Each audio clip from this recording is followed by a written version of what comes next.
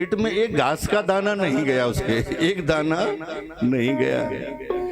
महाराज जैसे ही मुंह डाले महात्मा तुरंत सटाक एक पड़े, बस वो फिर वहां से भागे। पूरे दिन प्रैक्टिस कराई, पूरे दिन प्रैक्टिस चली। अच्छा शाम हुआ, लौट करके महात्मा ने कहा, बोले अब ले चलो इस बकरी को। राजा के यहाँ ले जाया गया बकरी को। राजा से कहा, बोले महाराज अब परीक्षा करो इसकी, इसका बिल्कुल पेट भर के लाए हैं। राजा सोच रहा, बोले पेट तो पिचक रहा है, मुंह फूल रहा है, इसका पेट तो बिल्कुल पिचक गया लेकिन मुंह बहुत फूल रहा है। मन में विचार किया, बोले क्या करें राजा जी, लो लो परीक्षा करो इसकी, देखो इसको। अब महात्मा जी के पास वही डंडा, अब वो पहचान गई उस डंडे को, सुबह से ठुकाई पिटाई हो रही थी। अब जैसे ही राजा ने तो घास दिया उसको, महात्मा ने डंडा बता दिया। अब उसने सोचा घास खाऊंगी फिर वही डंडा पड़ेगा, इसलिए मुंह फेर लिया। राजा ने फिर दिखाया, महात्मा ने उधर से फिर डंडा दिखा दिया, फिर मुंह फेर लिया इसने।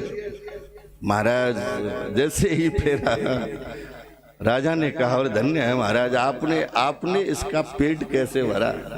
बोले देखो इस कहानी का तात्पर्य यह है, यही हमारी इंद्रियों की स्थिति है, भोगों की ऐसी ही स्थिति है। आंख रूप की तरफ भागती है, कान शब्द के तरफ भागते हैं, जिह्वा रस की तरफ भागती है। जब तक इनमें संयम के कोड़े नहीं पड़ेंगे तब तक यह नहीं मान सकती। देखना इंद्रियों के न घोड़े बड़े, इनमें हरदम ये संयम के कोड़े पड़े। अपने रथ को सुमार्ग लगाते चलो, कृष्ण गोविंद गोपाल गाते चलो।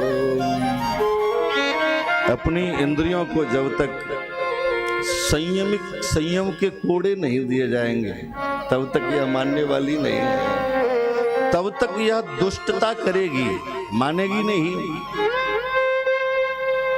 और दुष्ट जब तक है तब तक संसार में, जब तक मन सज्जन नहीं होता, हाँ, जब तक मन सज्जन नहीं बनता, दुष्ट बना रहता है, तब तक भगवान की प्राप्ति। हाँ, सज्जन बने।